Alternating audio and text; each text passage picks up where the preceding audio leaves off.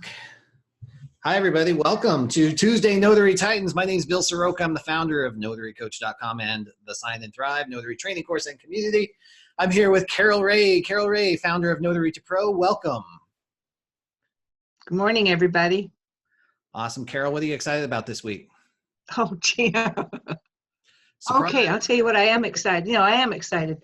I'm actually excited about a couple of things, but one of the things I'm really excited about is that, everybody that knows me and has taken a course and everything knows that Barbara, my daughter, has worked with me for many years. She's developed my websites. She works with the students. She does all kinds of things.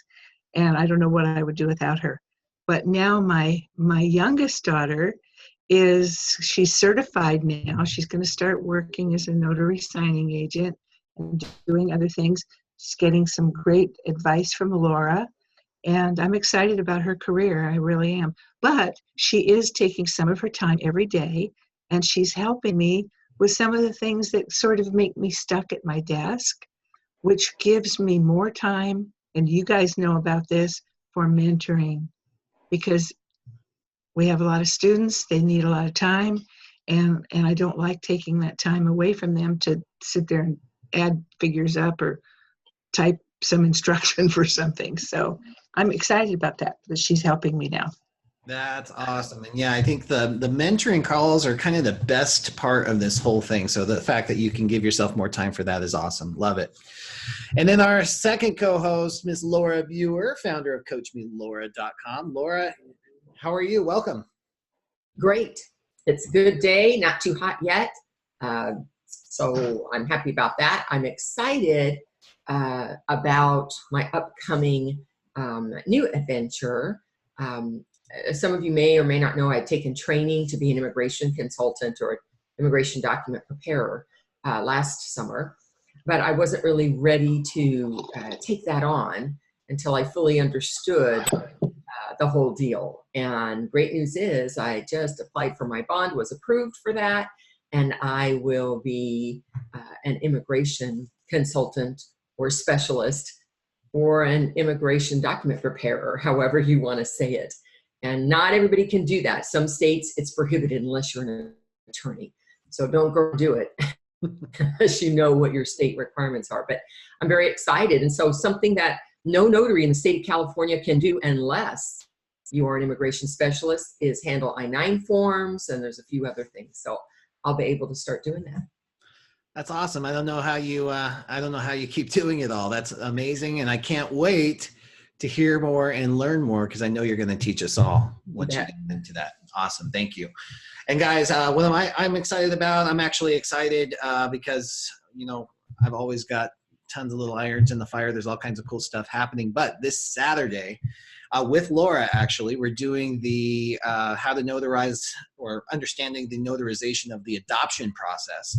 That's coming up on Saturday. It's completely free. It's a skill builder just for notaries. I'm typing the link in there. This is super popular already. There's almost 300 people registered, but there's plenty of room for you. So jump in. Make sure you register, though, because you won't get the link unless you register. And you won't get the recording either unless you register. So if you haven't done so already, I put it in the chat window so you can do that. So let's jump in. Today we had so many amazing questions from notaries just like you. So guys, thank you so much for taking time out of your day, number one, to be here live on the calls, but then to also take time to send some carefully crafted and really good questions about the challenges you're facing in your business, because that really helps us give the guests best guidance. So we've got some great ones. But before we do that, Laura, I'm going to turn this over to you, because you have a wonderful presentation about representative capacity. And I love that we can geek out about representative capacity today for about 15 minutes. Laura, it's all yours. Thank you so much. Let me share my screen and see if I can pull this up. And then go to beginning. All right, just to check, everybody sees my screen, everybody sees us. We're good, Bill? Yeah, it looks like we're good to go. Perfect. So one of the common questions that I get when I do hotline work is about representative capacity, determinations, certifications, What's the difference? Can I do that? Is there a certificate for that? So those are the questions I thought I would address today. So what is representative capacity? What does that look like? What are determinations or certifications? How's that different from representative capacity? Well, can I certify that they have that status? Is there a certificate for that? Do I need proof if they're saying that they have this status? And then sometimes the status is in the certificate, but you're not certifying it. Somebody else is certifying it. And that's a different story. So those are the areas I thought I would address this morning. So first of all, when a signer is not representing themselves as an individual, they're signing on behalf of or to represent another person, like an attorney in fact would, or an organization. I'm a member of the credit union, or a legal entity, like I'm the trustee for a trust. In these cases, I'm not signing as a person, I'm now signing representing that legal entity, organization, or person. And it does make a difference.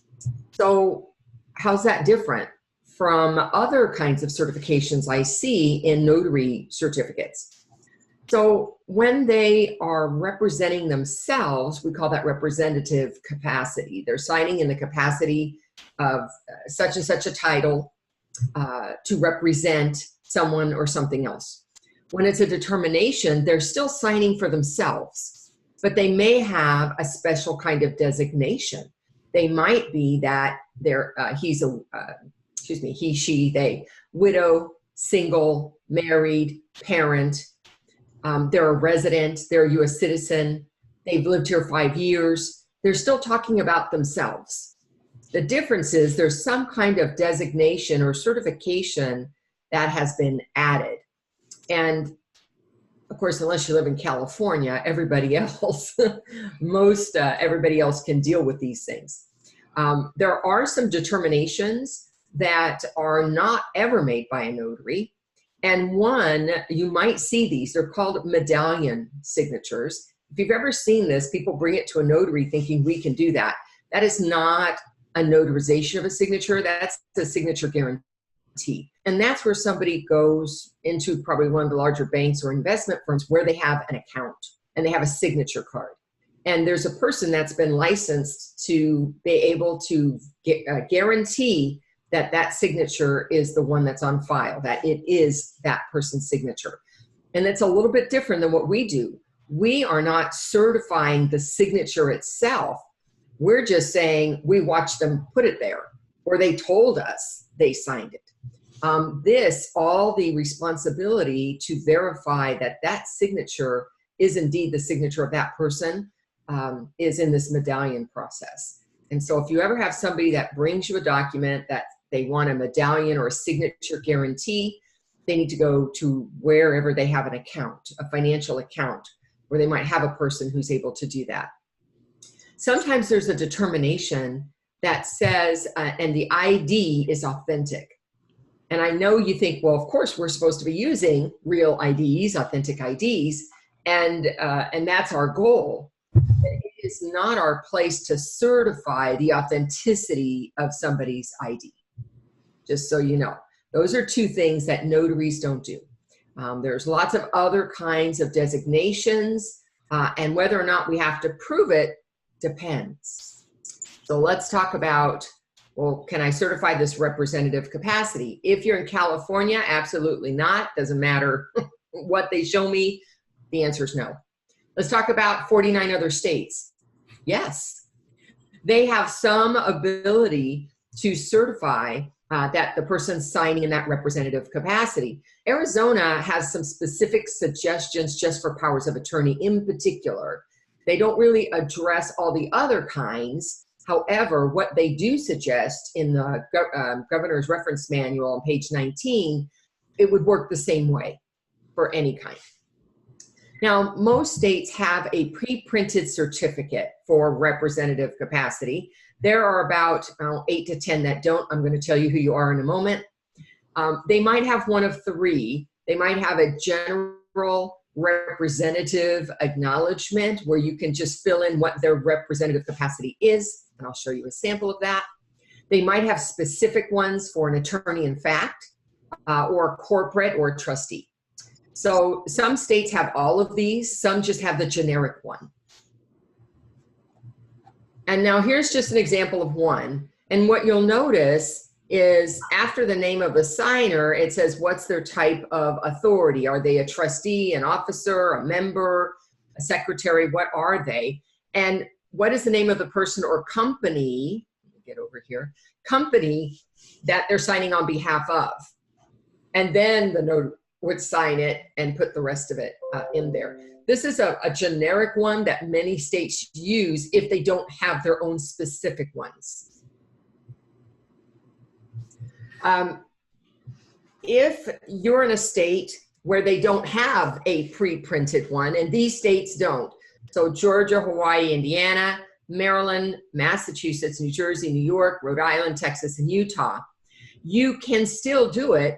You would just put in the name of the signer who appeared before me. You would write it in there, and you would list the capacity, the principal, and what the capacity is. So for example, Jack Signer, attorney in fact for Joe Signer, or Sarah Signer, president for ABC company. You would just write it out right on the line. Except California, don't be doing that there. Okay, but any other state can do that. So by the way, I just want you to know, I didn't really know where to stick this, but just a reminder, Maryland, if you have an issue like California, where they've put it in there and we can't use that, our typical job is just replace it. Except if it's for Maryland. If it's for Maryland, you need to find out what to do. They do not allow for attachments. So be very careful about that. And I've had that. I've done a loan signing from Maryland and all the jurats were incorrect, right? California can only use their own, no box.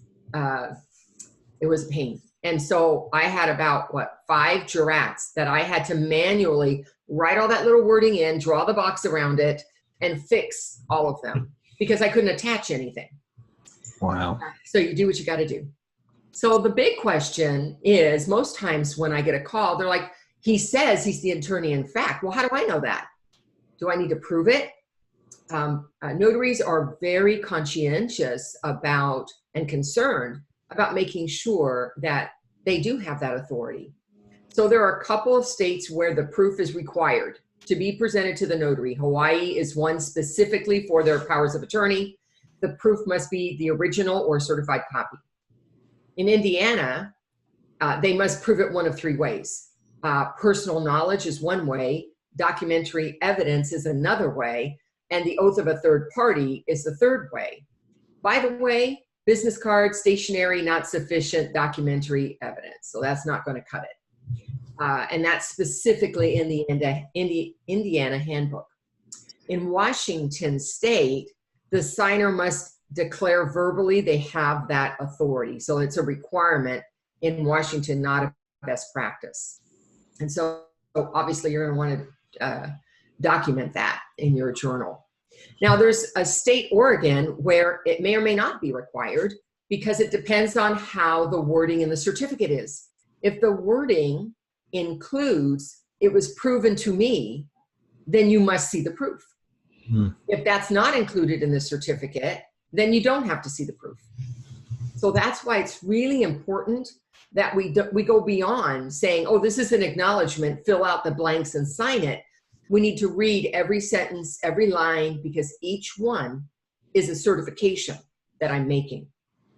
Now, most states don't require any proof at all, but here's the best practice. The best practice is ask for it anyways. The public doesn't know you don't need it. Ask for it, but don't require it in order to proceed or notarize, since it's not a requirement. It's the best practice. Another best practice would be have the signer verbally acknowledge or take an oath that they have that capacity and record it in your journal. So that would be for all the states other than these 3 on the top that I pointed out, or for Oregon, that you could do anytime somebody does that. Again, even in California, I can't certify it in their certificate, but I could still, because they're going to sign it that way. They can sign their document in capacity, even in California. I would go ahead and ask them, do you have that capacity, and document that they told you they had it. So some states say you have to use my certificate. Some states say you can use a generic certificate. And of course, one state says forget about it. So there are states where the certificate must or should indicate the representative capacity. And Montana, the proof is a should, the certificate is a must. Right? So they don't have to prove they have it, but you must use a certificate that indicates it so it matches the signature in capacity. Idaho should see the proof. Again, it's a should, but the certificate must include the capacity if they're signing in representative capacity. Kansas should see the proof, and the certificate should include the capacity. I'm very careful about when I use should versus must. Must is the requirement, should is a good idea. And then Wisconsin, the proof is a should, and the certificate is also a should. Where the state said, look, you should be using our own certificate, don't use somebody else's for this purpose, Utah and Alabama, I found surprising, said, you know, you should use your own state certificate for this. And then, of course, California always replace it with an all-purpose acknowledgement. However, here's my recommendation. If you use the NNA style one, at the bottom, there's a section for claiming representative capacity by the signer. And that's where you could include it, and you're not certifying it. The signer is signing in that capacity, and you're just indicating what they told you. And I use that a lot. Whenever I see representative capacity and I have to replace it, that's exactly what I do, is I indicate the representative capacity at the bottom. By the way, if you are an NNA member, you can download those certificates for free anytime, as often as you want. So I just led into this. When the capacity is claimed by the signer, that is different than when I'm certifying it. So for instance, in California in particular, if I see certificate wording that says the signer upon oath declared he was the president, I can use that certificate because I didn't say he was the president, right? The certificate said he took an oath and said he was. Or it says the signer described in the document as the representative. So again, I didn't certify it. He was just described that way in the document. The signer who signed the document as a trustee. So again, it's saying he signed it that way. Or the signer who claimed to be the spouse of Mary signer. So he's making the claim that he's married. I'm not saying that he's married. Again, look for this kind of wording. In this case, it's just tying back to the fact that they signed it or that they declared that they have that capacity. The notary is not taking responsibility, nor do they need to see any proof. And this is another reason why people call the hotline, is they're not sure if it's this situation or if the notary is taking that responsibility. That was a quickie. That was a quickie, but man, that was for you. Full of information. I still have 2 pages of notes. Love that. And we got a couple of questions. Is it okay if we do that right now? Sure. Great. And thank you. I'm going to leave your contact information up here if that's all right for a couple minutes. Okay. People can get a hold of you. You guys, you can also go to coachmelora.com and get more. If you want individual coaching from Laura, that's the place to get started on that. So John says, in California, the wording in the box must be always in the box, even if the wording is correct.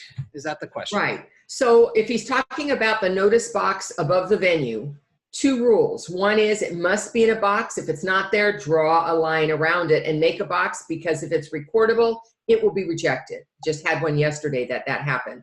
The second rule is the placement. The placement must always be at the top of the certificate, and then the venue comes below it, and there can be no verbiage, not even the name of the certificate, in between the 2. Perfect. And then Janet says, in California, a notary cannot do this with someone from or in California, but they can do it for a person in another state. Is that correct? No, I can never certify that somebody has representative capacity regardless. So although I can use an out-of-state acknowledgement certificate, that's okay as long as it does not make a determination or ask me to certify they have representative capacity. Then I could still use it. So if we went back to just this one slide here, in California, these would all be acceptable for me to use. I see wording like this all the time.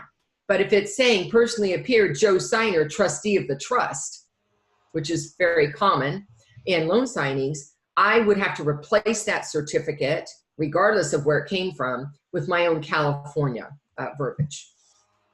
Great clarification. Great questions. For Virginia, does verification of fact mean that we must verify the capacity?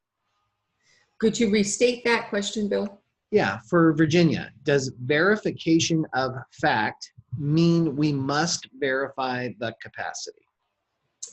I would need to really research that, because you're taking a phrase, and I have an idea of that phrase as I understand it, which is verification of fact is you're verifying some fact. And in California, that means you're verifying a date of birth or age. That's the fact you have to verify. I don't know in Virginia off the top, but I'm happy to look that up. Verification. And whoever asked that question, if you would text or email me, I will get back to you personally. Verification of fact for Virginia. Perfect, Lori. Great question. Okay. Thank you, Laura. Valerie says, I'm in Texas. Am I required to use the California certificates for California properties? Well, you're not required to use the California certificate. California, just like all other 49 states, there's reciprocity with the acknowledgement. And the acknowledgement is supposed to be acceptable in any state. Now, it's always better and a good idea to use the state's language if it's going to another state for recording, because it will be it will not have delays. It's easy for them to deal with. They recognize the wording. So that's always a good idea.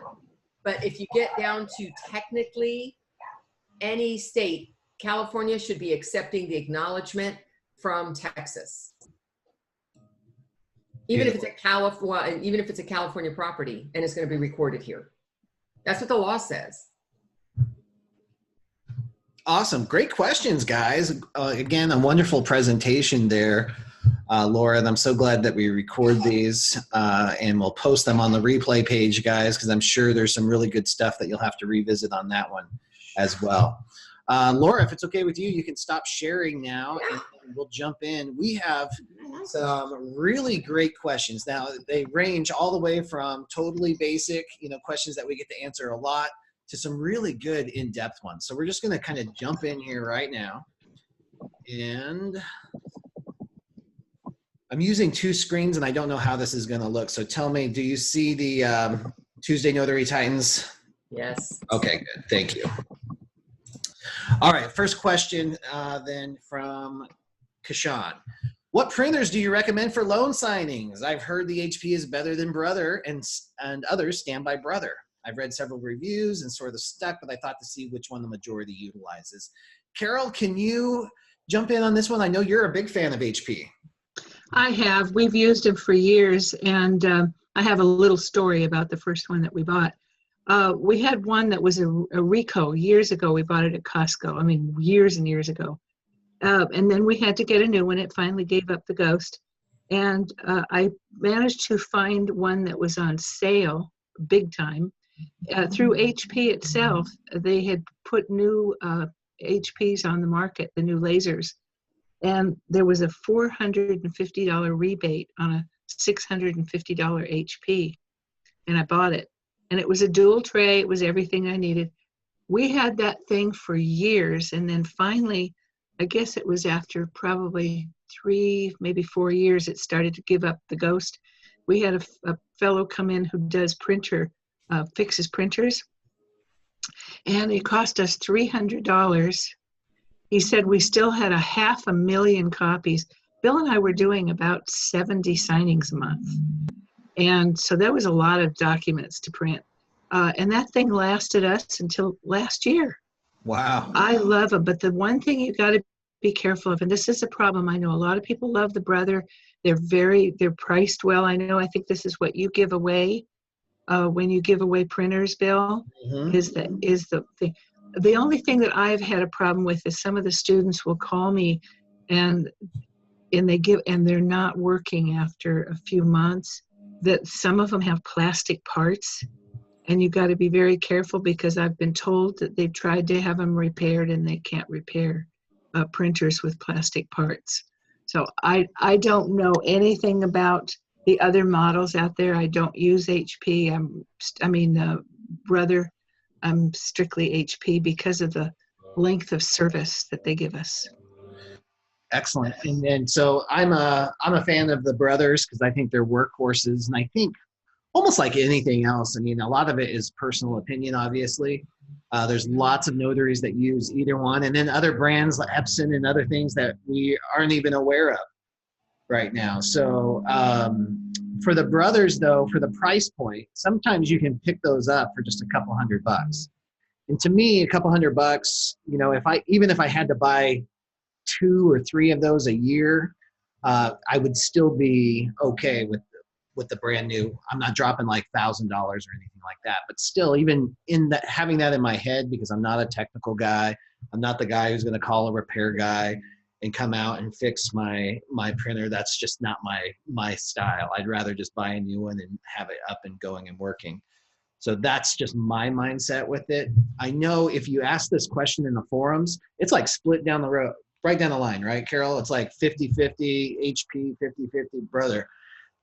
You have to kind of go with what works with your technology too. That's another huge component of this.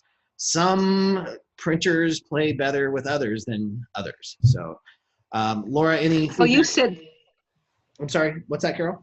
Oh, you said something very important. There's one. It doesn't stop. There's this one word you said, and that's workhorse. When you do your research, and you should definitely do your research about these things. 2 things. First of all, make sure when you're looking for a dual tray that they don't sell you a 2-tray printer. I've had that happen to so many of my students, and they're just devastated when they get home and find out they're not dual tray because the salesman doesn't know the difference. So when you go to buy one, make sure that you get a hold of, some sort of a supervisor, the store manager, whatever, and make darn sure that it is the dual tray. And look for the words workhorse when you're checking. Excellent. Laura, anything else to add to that one, or? No, I agree, Bill. I have both HP, but my HP is an all-in-one, and I use that for other purposes. And then my workhorse is the Brother. And I've been doing this almost 16 years. And in 16 years, I'm on my 3rd. Wow, so nice. They laugh, and I push the limit on those son of a guns. I reset things so I don't have to replace my toner as often. There's lots of, or my drum. And gosh, I just love my Brother. And whenever's the next time I need another one, I'll get another Brother. Awesome. Well, maybe you win one. All right, let's see. Andrea says, I'm very new to this, and I'm a little confused about the Notary Certificates. Hold on, I got some feedback here. I'm sorry, I don't know where that's coming from. Mute guy here. There we go. I am very new to this, and I'm a little confused about Notary Certificates. Can you please explain them? When should they be used, and where do I obtain them? Why are they necessary? Laura, can you help us out on that one? Yeah, absolutely. So the Notary Certificate is an attestation or statement that looks like about a paragraph, and there are blank lines in it. And what you do is you fill in what is appropriate to your particular assignment. The venue, meaning where you are at the moment, the date that you're meeting with your signer, and yourself, if it's an acknowledgement, and then the signer's name, and then you're going to sign it and stamp it. And that is your certification or attestation that says, this is what happened when I met with this person, on this day. I'm certifying that the right guy signed the document. Or if it's a jurat, certificate, I'd be certifying the right guy signed the document in front of me and then he swore it was true. That's the basics of the certificate. When do I need to use one? When the document presented either A, doesn't have certificate wording, B, has certificate wording that's not allowable in my state. It's asking me to certify something I'm not allowed. Or C, there's no place to put my stamp or seal, and so I need to use another certificate instead. And how do you get them? You can download them from your local Secretary of State office, and generally they have the ones that you can print off and then utilize them, and those are free. You can go online and Google for your state, and you'll probably find organizations that provide them. The NNA does provide them either for sale in pads of 100, or if you're a member, you download them for free and as many times as you want, and print as many as you want. So lots of ways to get them. It's the notary's job to have them available. It is not the notary's job to know which is the right one. So if you're replacing a certificate, replace it with a like one, acknowledgement for acknowledgement, jurat for jurat. If you are have a document like a handwritten letter and there is no wording, ask the signer how would they like their signature notarized. You can prove they signed it, or they can swear what they signed is true, and then they can choose. Beautiful. Great explanation. Let's see. Darius says, my question is, how do you handle your accounting and taxes for notary income received throughout the year? And at what point would you recommend maybe creating an LLC for your notary business? Carol, maybe you could address the accounting and taxes. I know you're pretty passionate and you've got some, I think we have shared opinions on this. Well, for years and years and years, when I first started off many years ago, I was using like Quicken and then QuickBooks and Excel. I tried everything. And then Notary Assist came along. And if everybody knows me, they know that Notary Assist is, I'm just dedicated to these people. They have the best program. And for any of my graduates, they get a nice little discount and a little trial period. And I really encourage them to use this program. And I know that there's another one out there that's pretty good too, but this one I just love. Mm-hmm. It will provide you with the ability to put in your customers. You get a call from a company, you could put in all of the information, the contact information, address, anything that you need for that customer, and it stays in there. So as you get repeat business, which you will, you don't have to fill anything in again. It keeps track of your signings. When you put in the distance, the address of your home, and then you tell it that you're going to this address for your signing, it calculates your mileage. It keeps that information in there. You can put all of your expenses in there, all of your income. At any point in time, you can check and see who owes you money. And it's just so complete. I love it. It's grown. They've changed a lot over the years. I think it's a perfect program. And what my husband always loved is that at tax time, he'd say, honey, would you run the reports? And I would run these reports, and he had everything he needed to take care of our business taxes. And that's what I love about it. So it's Notary Assist. They're a great company. Regarding, what was the other thing you asked about? Just whether or not to start an LLC. I tell everybody the same thing because I get this question all the time. Don't ask me. I'm not a tax person. I'm not an accountant. I'm not a lawyer. For years and years, we operated the business. When I was a notary signing agent, we operated it where I had my little brand name, which was I Sign Docs, and people always made checks out to Carol Ray. It was the way I worked. It never did do any kind of a formal business arrangement. Now that I own Notary to Pro, obviously I have to be a little bit more professional. So I do have an LLC, but don't be asking anybody but a real tax accountant, somebody that take a look at your business, particularly in all the ramifications of what you do and who you are, and get the advice from somebody like that. Yeah, always ask a professional. And I'm going to share my thought on this as well. So regarding the LLC, Totally not necessary, but again, get the legal and tax advice that from somebody that you know and trust that knows your situation. But the thing that I usually speak to is a lot of times people, especially if you're new to business, you think that getting an LLC somehow legitimizes your business. And that part does not. You know, what happens in the background, how you have this thing structured, your customers don't care about. You know, Carol even said she had a business name, a DBA for herself, but everybody just knows her as Carol Ray. That's how it is on my business. I've changed my name so many times. I've rebranded, hired people to do logos and stuff, but it's just Notary Bill, just Bill. That's it. That's all anybody knows me about. They don't know any of my name. They don't know Notary Coach. I'm also William Soroka, Notary Public. I'm also Notary Blue. I've got all these other names. Nobody even sees them. Nobody even cares because I'm just Bill Soroka, and that's who they write the checks out to. So whether or not the LLC is right for you, very personal decision. And remember what an LLC does. All it does is limit liability. It helps protect you in the event that something goes wrong.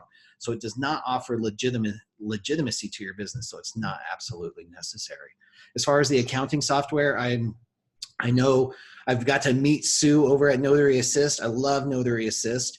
And again, right down the middle, just like there's a difference between the Brother printers and the HP printers, you've got your Notary Assist raving fans, and then you've got your Notary Gadget raving fans. So both of them offer a free trial. So I recommend you kind of pop in and see which ones click for you, because a lot of it is just personal preference there.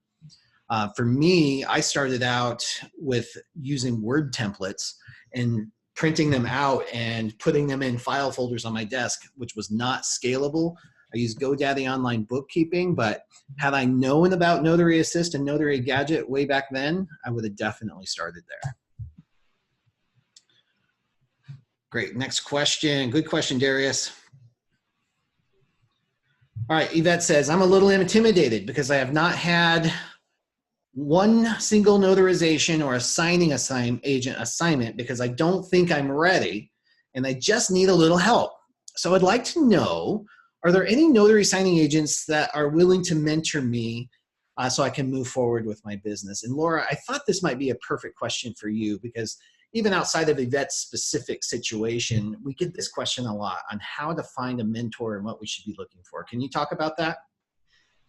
Yeah, I think that, well, a couple things. One is if you're looking for kind of a quick conversation with somebody and have them point you in the right direction, asking for your fellow successful notary signing agents certainly can be a way to go.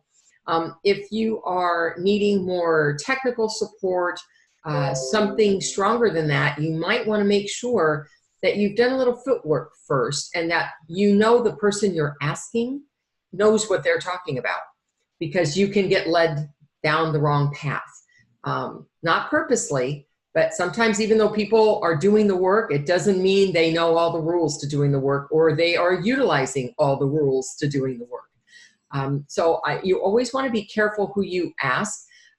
Make sure that that you check them out a little bit or ask them some questions. There are people like myself, like Carol, like Bill, that offer coaching. And sometimes it is just a phone call and it's not a big deal and we're all willing to. When you need some more in-depth coaching where there's more time involved, yes, there can be fees associated.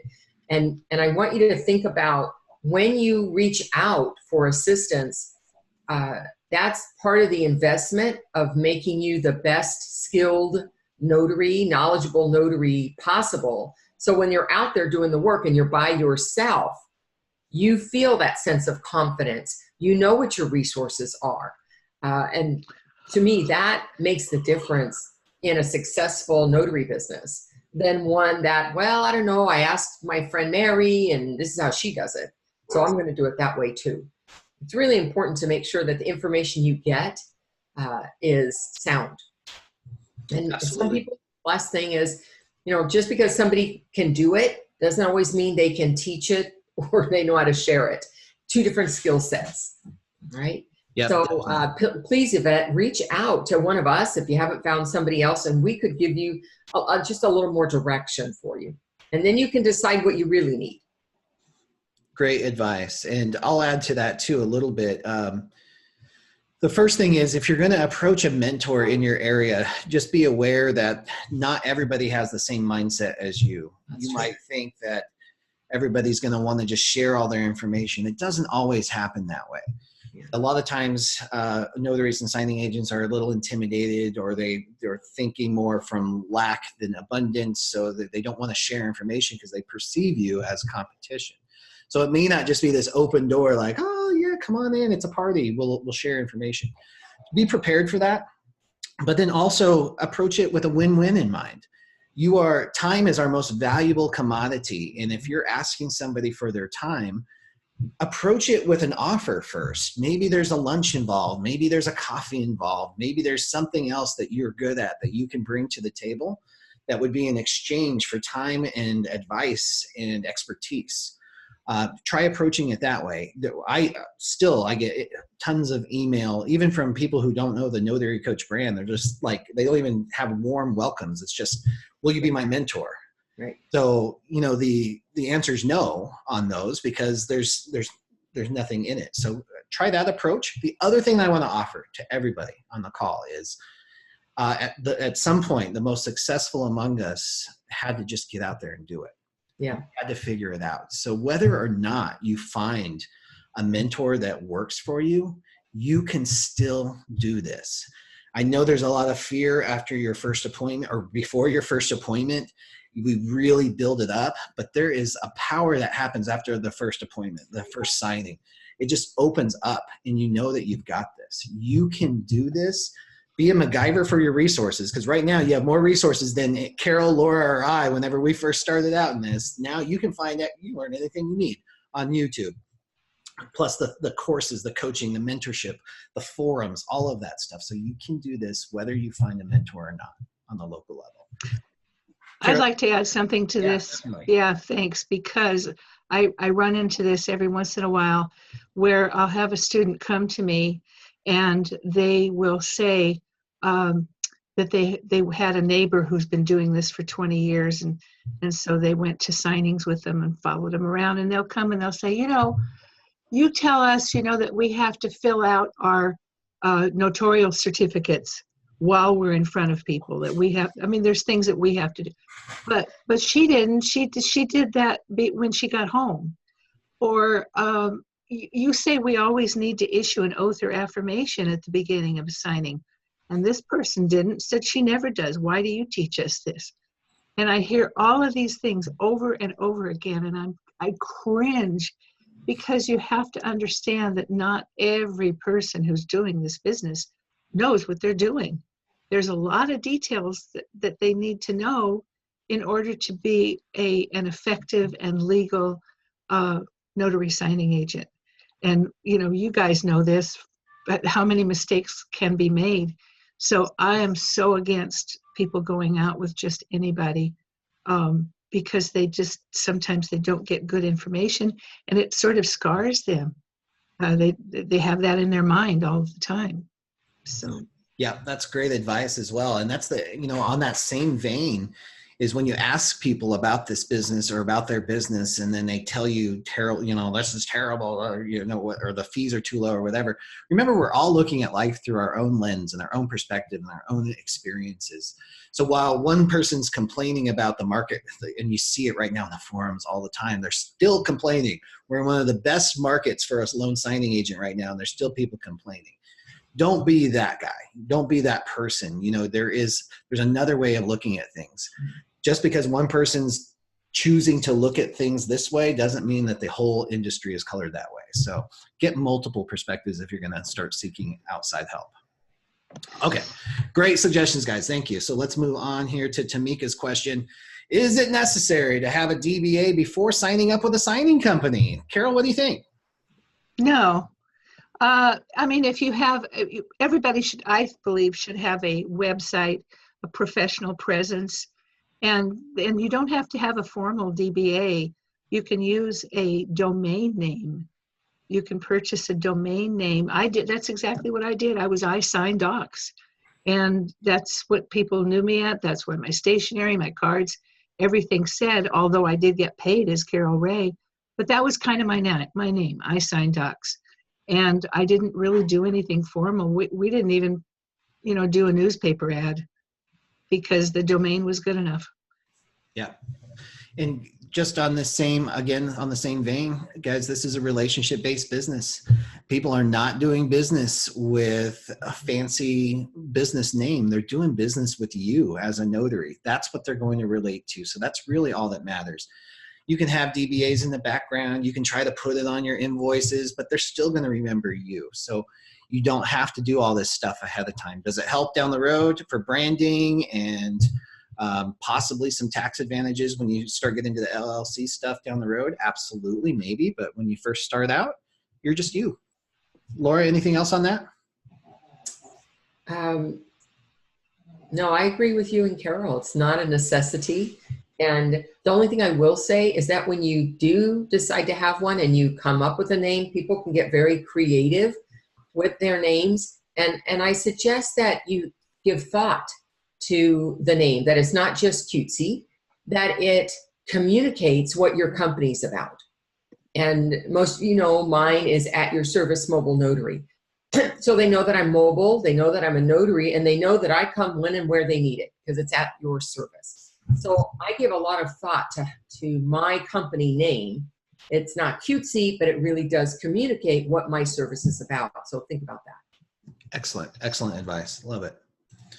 Scott says, when you have a moment, could you please send me the registration link to the adoption notarization paperwork? Yes, here, I'm going to post that in the chat room again because I know a lot of people were asking for that.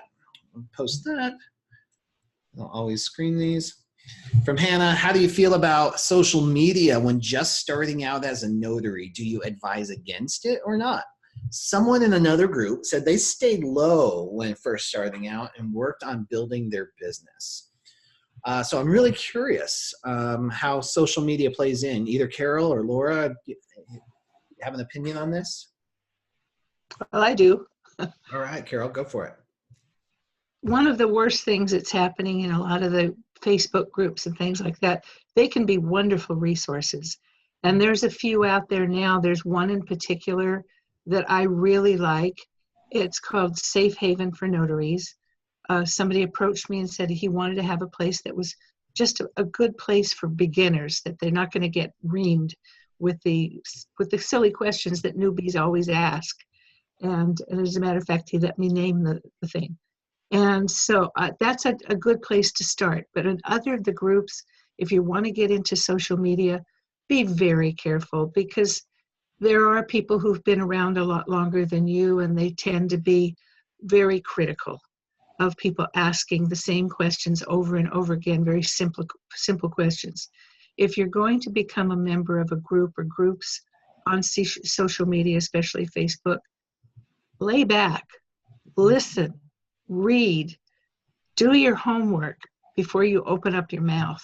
You'll get a lot more information and you're not going to walk away with terribly hurt feelings because they can be, I'm sorry, but people can be very cruel.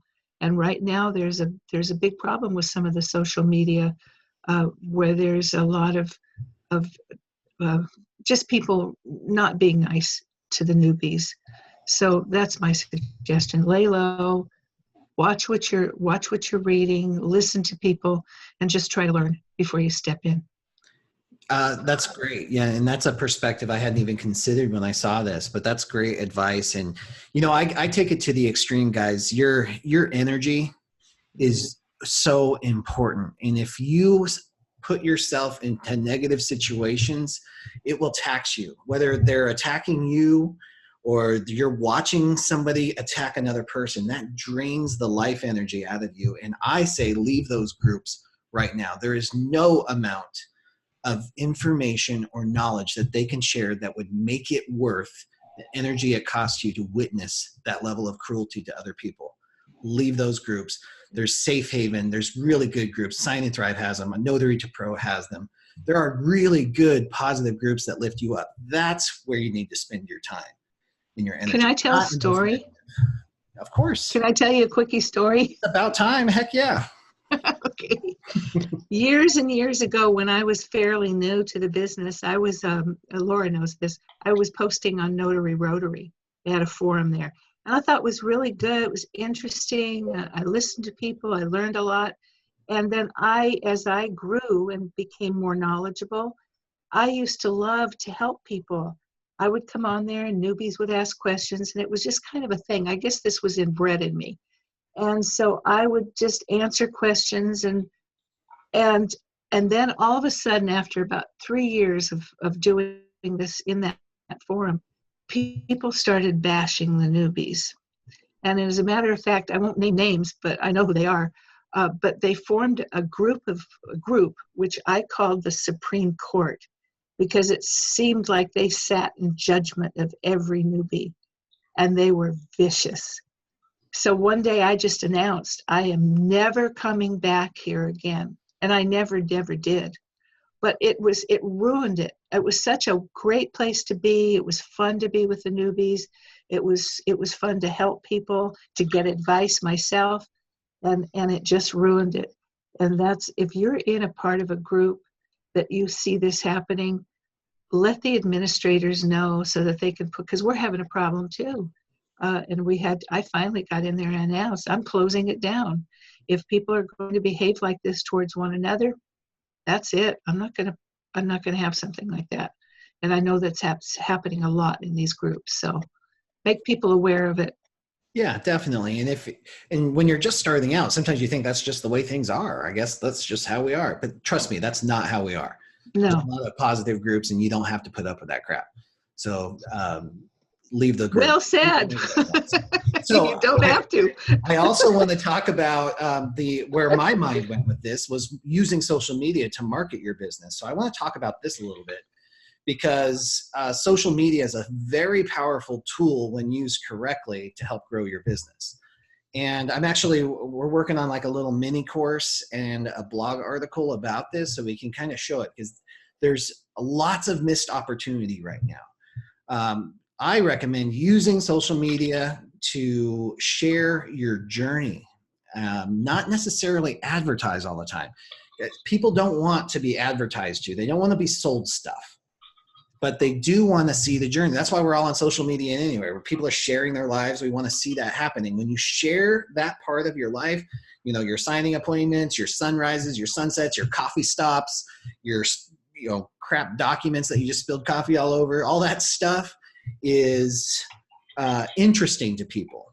And you can speckle it with some social media, some promotional offers too. Sorry, I've got some background noise. I don't know where it's coming from, but we'll get that taken care of. So definitely use it. And one of the most powerful methods that I used was every now and then on social media, I would just let my friends and family know that I do their notarizations for free. That was my thing. And I say that, and it's hard to see it without experiencing it, but that was the most successful way I got word spread. People would share my posts all over the place. But friends and family don't want me to do stuff for free. They always paid, and usually very generously, like with tips and stuff like that. So it helped get the word out. So now I get tagged in social media posts all the time, because that they're looking for a notary, and I'm top of mind because I share my journey throughout that. So I think it can be really powerful when used correctly. Just don't be the person that only posts sales at my notary. I'm here for you 24/7. I'm criminally background check. If all it is advertisements, you're probably being unfollowed and you don't even know it. Laura, do you have any opinions on social media? I guess two things. One is, if you're participating in it from the standpoint of posting and those kinds of things, when I look at social media, and I'm in 4 or 5 different groups, and I scan through the posts, one thing that is really helpful when somebody's asking for help is to say what state you're in, because 50 states, 50 rules, and you don't want to be getting what could be very good information, but not for you. So that's the first thing. And the second thing is, if I see there have been 17 posts already, I don't think they need mine. I'm, move on, and unless I see something incorrect, I'm really going to move on. The other side of it is I just want to ask, some of you may have seen my most recent live Facebook post that is the kind of thing Bill's talking about. And I did an assignment, and she was 100 years old. She is 100 years old, very sharp, very funny. And she proceeded to share with me her life as a notary in World War II. The most interesting person ever. And I was so taken with her that when I got in the car in the parking lot, before I even left, I got on Facebook and shared. And I cannot believe how many people responded to me about that particular interaction. And I think that's a good example of sharing the journey. Yes, absolutely. That was great. Yeah. So, and along that same, so I'm going to stop saying along that same vein. I don't know where that came from. I'm talking about that today. The everyday, like, and Laura, Carol, you can probably attest to this, but when we talk about creating valuable content, having an email list where you send stuff out, or blog posts that are thoughtful and engaging on LinkedIn or social media, if you're choosing to do that. A lot of the questions I get is, I have no idea what to talk about. What do we talk about as a notary? Like, number one, know who your ideal client is. So a lot of times the posts that I see from notaries are to other notaries, and that's probably not your ideal client base. Your ideal client base is probably going to be either your closing agents or the general public. So keep that in mind. But every day you get presented with these situations that provide possible fodder for your blog articles or your posts, because we get to meet people all day long and everybody has a story. So you don't have to share intimate details or their name and social security number on social media. You can just share a bit of the story, or maybe you met them and you have a signing in a dumpster, or a signing at a 7-Eleven, or in the back of a auto detail shop, whatever it is.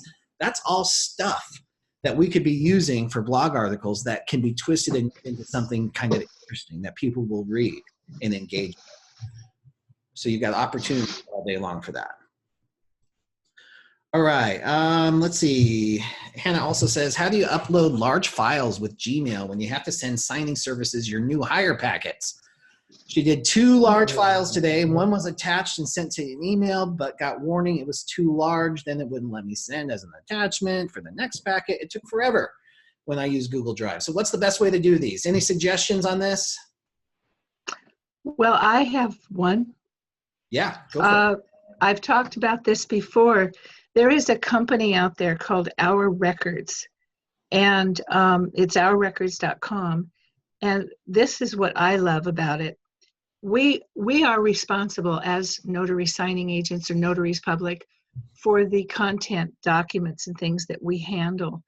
And if we put those contents in a situation where they could be compromised, we're getting into a real bad problem now with consumer security. CFPB will actually blame the notary if somebody's security is compromised. Most companies, when you're returning documents, will send you, most companies, when they send you documents, will send you links where they can be sent back encrypted. Some companies do not, and they kind of leave it up to your own devices to send out, send documents back, but also your own information. You don't want that just floating around out there. So there's 2 things. If you don't know how to get an EIN number, one thing, this is very important. Everybody out there, I think, should go to the irs.gov website. It's free. An EIN number is available to everyone. We are business owners, even if we only have 1 or 2 employees. That's very important. That way you never put your social security number out there. And as Matt just posted, the EINs are free. They're very easy to get. You get them within a day or 2. Whenever you're sending anything, whether it be your information, whether it be documents, I suggest, using something like, I don't know if there's any other out there, but using something like Our Records. And they allow you to upload large packages because, as she said, it's restrictive. Even Gmail, which I love, restrict you on the size of things. You can upload documents, you could upload your things. All you do is type in the name of the person who's receiving the email and put their email address in there, upload it, send it. It goes completely encrypted. The person who is the recipient of this email gets a notification in their box that they have an email waiting from you. They go in there, they download, completely safe, nobody's getting anybody's information, and that's it, they have it. So I suggest I think you get a free trial period, or you get a free period of time where you get limited amount of what they call SIFT. It's called SIFT. They also have a yearly annual, I think it's $120 a year, which is $5 a month, right? $10 a month. And it's well worth it. Once you get busy and you're sending a lot of documents back, you never have to put yourself in jeopardy with this program. I like it. Maybe other people have other things they use, but I really love this program. Excellent. Thank you for that. Because there are, there's Box, there's Dropbox, all of these different services. And guys, when you have a professional email, which is one of the big recommendations I make, so you're not just isignforyou@gmail.com, but you're bill@isignforyou.com, something along those lines. When usually you'll have better encryption, plus you'll be able to send, for Google in particular, Gmail. They have their G Suite business upgrade. When you get that, and it's a custom domain, you can upload larger files too. But again, still you have the security component too, which Carol's speaking to with our records, Box, Dropbox, and there's really a ton of other ones too that you can choose from on that one. Guys, that's going to take us right up to the 9 o'clock hour. I want to respect your time, especially with Laura and Carol. I know you're both very busy. Thank you both so much for being here today. I really love these Tuesday Notary Titans. I'm so glad that we do it. So thank you for all that you do. And if you're new here on the call or just a regular on the call, we love seeing you. Thank you so much for growing yourself and your business on the Tuesday morning. You guys have a great day. Bye. Bye-bye.